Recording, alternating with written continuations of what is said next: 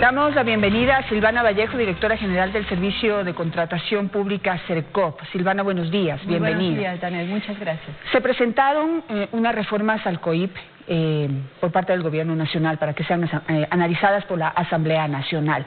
El objetivo principal es prevenir todos estos actos de corrupción que se han presentado en este momento, en esta última emergencia, que realmente indignan a los ecuatorianos, porque son total y absolutamente inaceptables.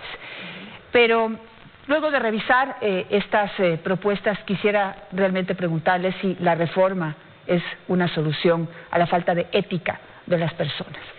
Analicemos entonces el contexto de las reformas. Perfecto, muchas gracias, Janet. Creo que es muy importante indicar que uno de los elementos principales que ha venido realizando el gobierno es de ir generando la transparencia en el tema de las compras públicas, y uno de los accionarios principales fue el de evidenciar y de hacer obligatoria la publicación de la emergencia. Recordemos que en anteriores emergencias no teníamos esta información, no era obligatorio, no tenemos y no sabemos aún qué se ha publicado, qué se ha contratado en otras emergencias. Hoy sí lo sabemos y en tiempo real, porque preferimos apostar a los datos abiertos para que toda la publicación de las emergencias se conozca. Es decir, ya veníamos actuando, ya veníamos cambiando las reglas de juego y el comportamiento en el tema de la compra pública.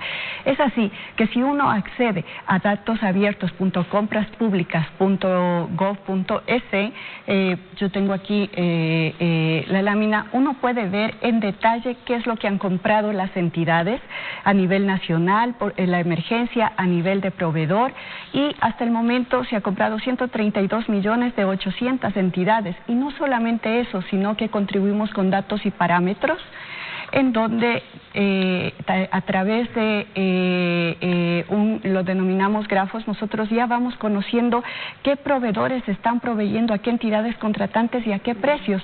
Eso es muy importante.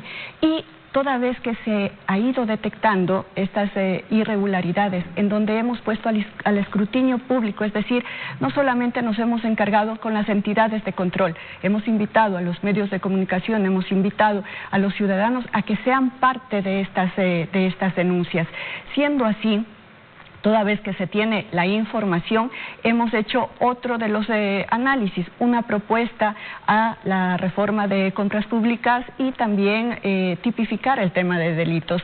En el tema de compras públicas no existía esta normativa para poder actuar, es decir, estamos dando mayor poder sancionatorio en el caso de las vinculaciones, recurrencia en las compras, el tema de sobreprecios. Será ya responsabilidad también de la Asamblea el de mirar la relevancia y la proporcionalidad de cada una de estas conductas irregulares. Ahora una pregunta, si es que la información es transparente, como usted lo acaba de describir, es decir, si ya hay un portal en donde se pueden conocer exactamente quiénes están comprando durante la emergencia, en cuánto están comprando y a quiénes les están comprando, ¿por qué no es suficiente para combatir la corrupción? Exactamente. El tema que usted indicaba al inicio es un tema de comportamiento, de ética, es un tema de vigilancia sanitaria en este caso. Por ejemplo, tenemos varios roles las instituciones.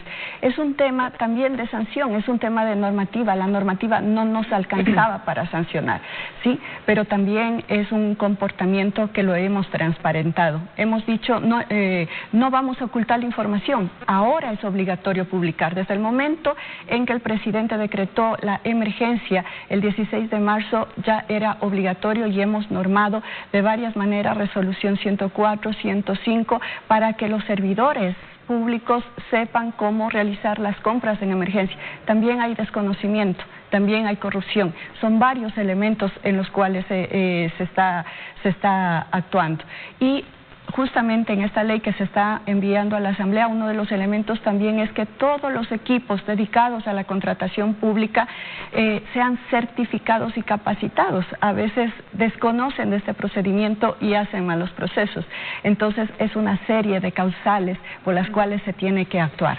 Ahora, ¿cuánto influye en este desconocimiento de cómo realizar los procesos la complejidad de esos procesos? O sea, no es, digamos, no es un secreto que pues hacer un contrato con el Estado o tratar de tener un plan con el Estado, digamos, de venta de algún insumo o de algún producto, implica una serie de documentaciones, informes, declaraciones, es decir, es un proceso que no deja de ser o que es demasiado complejo. ¿Eso en qué medida influye en que estos funcionarios no cumplan con esas obligaciones? El tema de emergencia es una contratación directa, por fuera de la contratación pública, por fuera del portal. Por eso dijimos, bueno, ahora es obligatorio publicar. La emergencia se sistematiza en básicamente dos procedimientos: detectar la necesidad y realizar el contrato, y posteriormente se hacen los informes. A diferencia de los procesos de régimen común, que hace un estudio de mercado, que publica los términos de referencia, que se publica y se tienen oferentes, que se les va calificando, ese es un procedimiento. En emergencia es diferente. Es para dar simplemente un ejemplo: se nos rompe la tubería en la casa. ¿Qué es lo que hago? Busco enseguida un plomero, ¿cierto? Y luego voy resolviendo el problema, y luego voy también realizando todos los sustentos que tenía para la compra. En el tema de emergencia es algo similar, por eso es necesario indicar que la emergencia debió haber sido una contratación no planificada. Debió haberse hecho la mayor publicidad, por eso es obligatorio que cuando tengan la necesidad publiquen en su portal y en el portal de compras públicas para tener varios proveedores. Mientras más publicación tenemos, más fácil para nosotros también es ir viendo el precio de mercado, para facilitar la adquisición, porque se supone hay un problema inminente a ser resuelto. Ha ocurrido, se han detectado algunas irregularidades, algunas omisiones que han cometido los funcionarios públicos. Caso 1. Los funcionarios que están en este momento detenidos y cuyas casas y instituciones han sido allanadas, Prefectura del Guayas, Municipio de Quito, han manifestado que ellos compraron las pruebas, al mejor costo que en ese momento les ofrecía el mercado. Es cierto que los vendedores de estos insumos han incrementado los precios de una manera brutal, pero lo raro que sucede, lo que se pone en evidencia, es que la empresa privada también ha comprado esas pruebas. Y, oh sorpresa, la empresa privada compra, por ejemplo, mascarillas en $1.32 y en la empresa pública las han comprado hasta en $12, argumentando que no encontraron un mejor precio. Lo mismo ocurre con las pruebas rápidas. Por otro lado, ese es como el primer caso. Y por otro lado, la empresa privada compra directamente al proveedor, al fabricante de estos insumos médicos o al importador autorizado. En cambio, en la empresa pública se han dado el gusto de comprarle a quien les ha dado la gana, es decir, a personas que venden todo menos insumos o medicamentos. De eso también se quejan los fabricantes de insumos y medicamentos nacionales. Así es, de hecho son dos elementos que violan directamente la ley. ¿Por qué? Porque la ley de contratación pública prohíbe la compra de intermediarios. Si hicieron esto, pues desobedecieron la ley y hay consecuencias, por un lado. Por otro lado, es cierto que existen cotizaciones y posiblemente escogieron la de menor precio.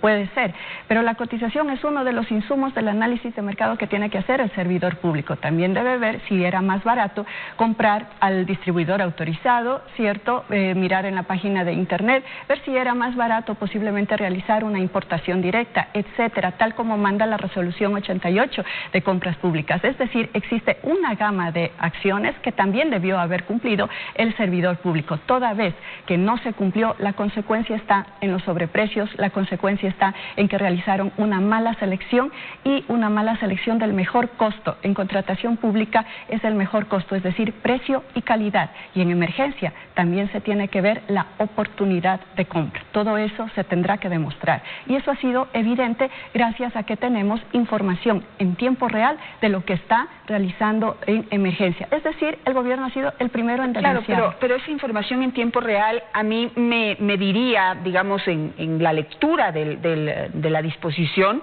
que eso ayudaría a prevenir que el funcionario público le compre, por ejemplo, a alguien que vende publicidad o a alguien que vende cualquier cosa menos insumos médicos o medicamentos. Es decir, esa información real no ayuda a esa prevención que va más de la mano de la ética y la responsabilidad del funcionario público. Totalmente de acuerdo. En emergencia los tiempos son muy estrechos, muy pequeños. Tanto es así que nos enteramos toda vez que las entidades contratantes suben al portal la factura, la orden de compra, el contrato, y es difícil nosotros actuar en el proceso precontractual que no existe, que es donde tenemos competencia. Sin embargo, nosotros como CERCOP somos una parte del sistema de control. Todo el sistema de control está conformado por Contraloría, por Fiscalía. Mucho antes incluso de que haya algunos temas mediáticos, hemos ya trabajado en la investigación colaborativa institucional con estas entidades de control. Obviamente nosotros tenemos el protocolo de guardar la confidencialidad para no entorpecer las investigaciones. Ya, pero digamos, como digo, y perdóneme que insista en esto, pero las irregularidades que se han conocido son inconcebibles. Por ejemplo, familias, 2, 3 familias que ahora se ha visibilizado sus nombres, de quienes se hablaba previamente de manera extraoficial, ahora se habla ya y se denuncia oficialmente, 2, 3 familias que han sido las que les han vendido a determinados hospitales del IES, como de Teodoro Maldonado Carbo, el Ceibos o los hospitales en Manabí. Si es que el sistema funcionara, como usted dice, a prevenir, entonces no habría, digamos, determinadas familias o proveedores que se benefician con millonarias compras, sino que el sistema fuera más democrático y se tomaría en cuenta o tendrían prioridad los proveedores oficiales o en este caso los fabricantes nacionales, ya que se promueve también una campaña de primero lo nuestro, primero Ecuador, y no solamente, digamos, no habría esta apertura a que determinadas personas inescrupulosas puedan aprovecharse del sistema. ¿Qué es lo que está pasando? Usted me dice que escrito está, pero en la práctica esto no funciona. ¿Qué hacemos? Por eso es importante también la ley, complementar este tema con la ley que se envió el Ejecutivo, en donde ya se establece una capacidad mayor sancionatoria para el tema de las vinculaciones, para el tema de concentración de compradores, toda vez que se ha dado la evidencia. Hemos visto que esto es necesario actuar. Es necesario también establecer sanciones y régimen disciplinario para que el CERCOP también pueda actuar en ese sentido. En esa gama de alternativas invitamos a discutir sobre el tema que está tipificado en la norma. Uno de los elementos es la parte normativa. La ley no nos debe quedar estrecha, debemos ampliar un poco más a la luz de lo que está realizando. O sea, yo no sé hasta qué punto, o sea, se debe incrementar las sanciones, creo que es algo que también el país espera, que haya sanciones fuertes para quienes se roban el dinero público, pero hay que trabajar más en la prevención, porque si ya se comete el delito, entonces ya se robaron la plata, ya no hay nada que hacer. Eso es lo que hemos visto en la práctica. Le hago preguntas puntuales que acuerdan personas especialmente involucradas en el sistema, ¿sí? ¿Por qué no hacen público y transparente y abierto el proceso mismo de compras de algunos bienes estratégicos en situación de emergencia? Es decir, mientras se realiza el proceso digamos, hay ciertas restricciones a la información se hace pública una vez se ha adjudicado el bien. ¿Por qué no se hace público el proceso? También están obligados a publicar todo el informe y los detalles. Es por esa razón que si ustedes van al portal está el detalle del ítem, el precio, a quién se lo compró, las provincias que más han comprado, los proveedores que más han sido adjudicados. Hasta el momento se ha realizado 132 millones de compra en contratación pública. Todo eso está publicado y es obligatorio realizar. Claro, pero es publicado después de que se realice el proceso. Porque ellos dicen que por qué no se puede ver, digamos, en línea, en el momento de por qué no se puede observar el proceso. Porque es emergencia y eso estaba por fuera del portal. Todo eso sucede en un régimen común. Ojo, este gobierno ha intervenido también en tema de régimen común. Hoy la utilización es del 80% del régimen común y 20% del régimen especial. Hemos venido cambiando ese comportamiento. En emergencia es un tema extraordinario que se supone deben resolver inmediatamente. Si pasara, ¿no es cierto?, por los controles, nosotros sí somos una de las entidades pocas de control que actúa de manera preventiva cuando pasa por el portal y cuando es un régimen común. Aquí los tiempos y los plazos lo establece la entidad. Hay que reflexionar sobre eso, sí, así está la norma. Pensemos, por eso hemos enviado una ley para tratar el tema. ¿Por qué no monitorean un proceso que da 4 horas para presentar ofertas? ¿Por qué los insumos médicos no están en catálogo electrónico?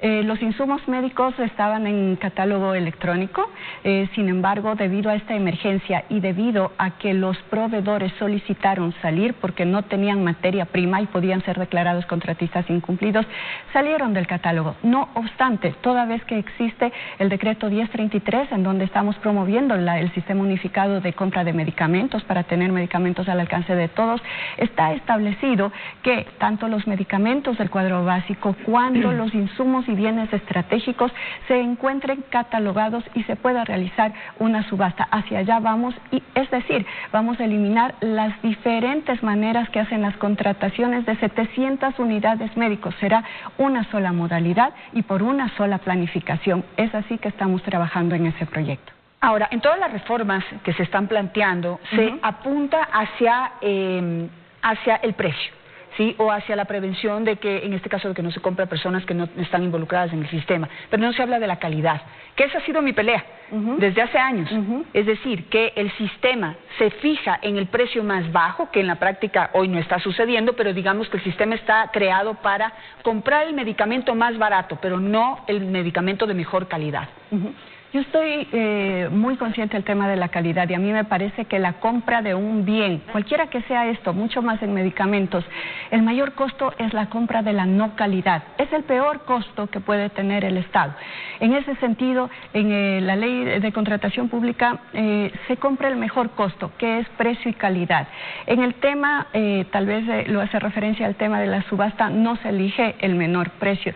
El menor precio simplemente pone en orden de quién se le va a revisar la calidad. Entonces, el tema de la calidad debe ser un tema privilegiado. Pero también viejo problema. Aquí no podemos verificar la calidad de los medicamentos. Es un tema institucional, un tema de vigilancia médica, sanitaria. Pongamos en discusión también esos elementos.